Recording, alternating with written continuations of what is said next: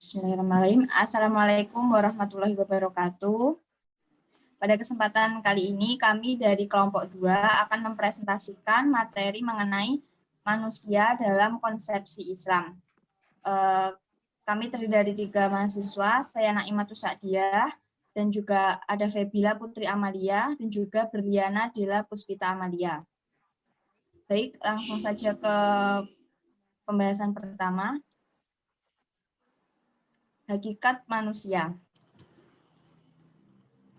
Jika manusia atau kita ingin mengetahui secara pasti mengenai hakikat dirinya secara benar, maka ia harus kembali ke penciptanya melalui pemahaman dan penyelidikan terhadap firman-firmannya, yaitu adalah Al-Quran dan Al-Hadis. Jadi sesuai pernyataan bahwa jika manusia ingin tahu hakikatnya secara benar, maka jawabannya adalah kita harus kembali kepada pencipta kita dan kita menambah pemahaman kita melalui firman-firman Allah, yaitu berupa Al-Quran dan Hadis.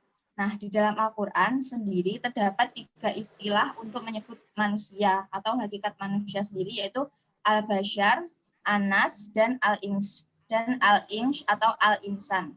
Sedangkan Departemen Agama Republik Indonesia menyebutkan 5 istilah untuk manusia, yaitu Bani Adam, Bashar, Nas, Insan, dan Abad. Yang pertama, Bani Adam, yaitu Bani Adam menurut hakikat manusia Bani Adam, yaitu bagi manusia didasarkan pada tinjauan historis. Berdasarkan pernyataan bahwa Nabi Adam adalah manusia pertama. Hal ini merupakan pernyataan bahwa Nabi Adam merupakan nenek moyang kita, karena itu manusia disebut sebagai Bani Adam atau anak cucu Adam. Yang selanjutnya yaitu adalah manusia disebut sebagai bashar, berdasarkan tinjauan secara biologis yang mencerminkan sifat fisik kimiawi biologisnya. Kata bashar pada mulanya berarti penampakan sesuatu dengan baik dan indah. Nah, bashar ini berarti manusia memiliki raga atau fisik yang dapat beraktivitas, tumbuh, makan, berkembang biak, dan lain sebagainya. Lalu yang ketiga, manusia disebut sebagai insan, berdasarkan tinjauan secara intelektual, yakni makhluk terbaik yang diberi akal sehingga mampu menyerap ilmu pengetahuan. Jadi manusia disebut al-insan atau insan ini berarti manusia disebut sebagai makhluk hidup yang mampu menyerap ilmu pengetahuan atau dapat berpikir secara sempurna.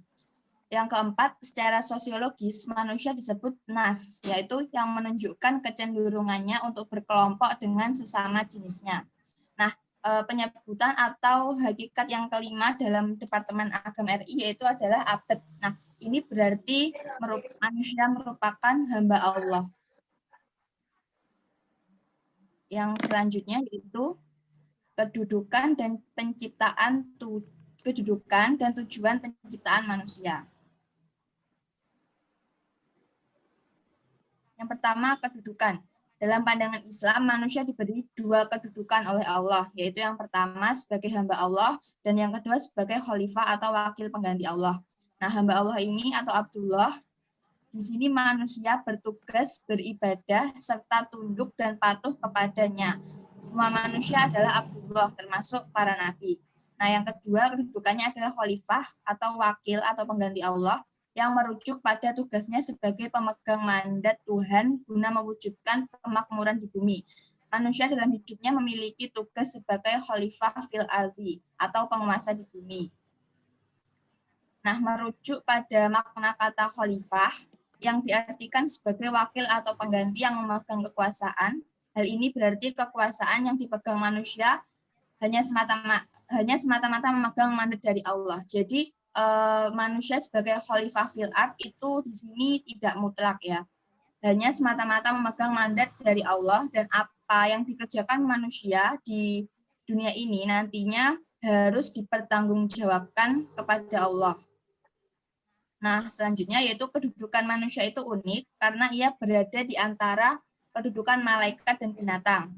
Manusia bisa naik ke kedudukan yang sama dengan malaikat apabila bisa mengendalikan hawa nafsunya, dan sebaliknya, jika manusia tidak bisa mengendalikan hawa nafsunya dan hanya menuruti hawa nafsunya selama hidupnya, ia bisa turun ke derajat yang kedudukannya sama seperti binatang.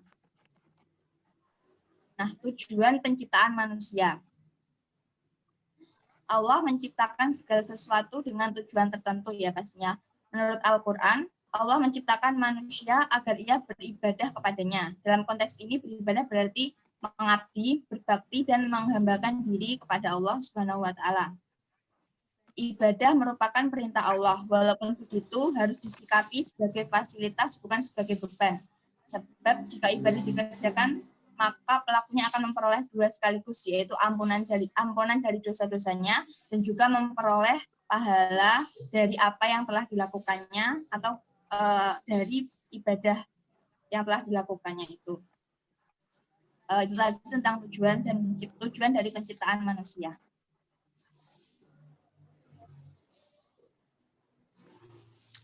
Ya, selanjutnya ada potensi positif dan negatif manusia. Yang pertama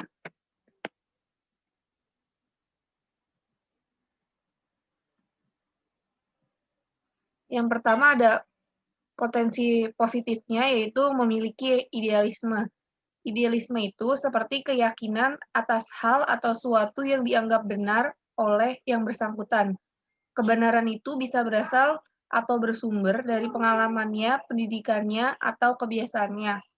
Yang kedua, dinamis dan kreatif. Dinamis sendiri memiliki arti yaitu untuk orang-orang yang percaya diri dan mandiri. Yang ketiga ada keberanian mengambil resiko. Yang keempat ada kemandirian dan disiplin. Dan yang kelima adalah fisik yang kuat dan sehat.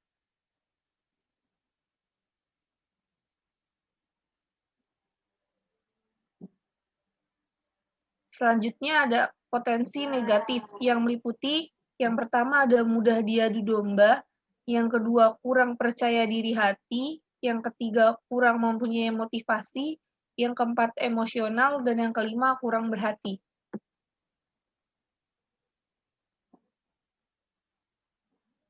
Aspek yang mempengaruhi perilaku manusia.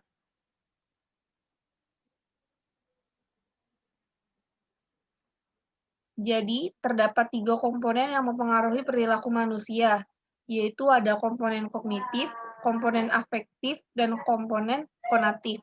Yang pertama, komponen kognitif itu berisi persepsi atau kepercayaan yang dimiliki individu mengenai sesuatu. Persepsi dan kepercayaan seseorang mengenai objek, sikap berwujud pandangan atau opini, dan seringkali merupakan sesuatu yang telah terpolakan. Yang kedua ada komponen afektif, yaitu aspek emosional, dan yang ketiga ada komponen konatif, merupakan perilaku di mana individu melakukan sesuatu tindakan terhadap objek. Baik, yang selanjutnya adalah ikhtisar merealisasikan tugas hidup manusia. Di antara sekian banyak makhluk Allah, manusialah yang bersedia mengemban amanat. Nah, kesediaan mengemban amanat dari Allah tersebut mengandung suatu konsekuensi bahwa manusia harus lebih mengutamakan untuk menjalankan kewajiban-kewajiban yang diberikan Allah daripada menuntut hak. Baik, selanjutnya akan disampaikan oleh Febila.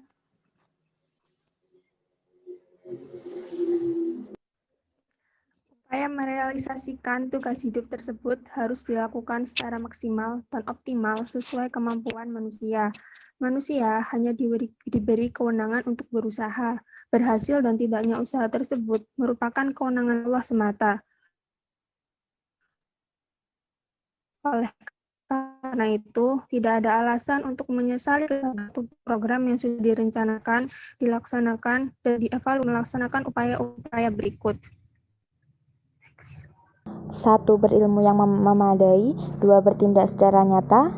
3. Mencari lingkungan yang baik. 4. Berdoa. 5. Menjaga hati. Dan yang terakhir, bertawakal atau menyerahkan keberhasilan segala usaha dan jerih payah kepada Allah. Terakhir, 5 fase kehidupan manusia. Berdasarkan hadis yang diriwayatkan Ahmad, dijelaskan bahwa fase hidup manusia dibagi atas 5 fase. 1. Fase nubuwah. Fase di mana dunia dipimpin oleh para nabi, mulai dari Nabi Adam sampai Nabi Muhammad SAW. 2. Fase khilafah 1. Fase di mana pemimpin masih melanjutkan amalan dan perjuangan serta metode dakwah ala Nabi, yaitu fase yang dipimpin oleh keempat Khalifah Al-Karim, yaitu Sayyidina Abu Bakar, Sayyidina Utsman bin Affan, Sayyidina Umar bin Khattab, dan yang terakhir Sayyidina Ali bin Abi Thalib. Dalam fase ini, kehidupan masih aman dan damai karena teguh berdakwah dengan ajaran Rasulullah. Fase ini pun telah berlalu sekarang.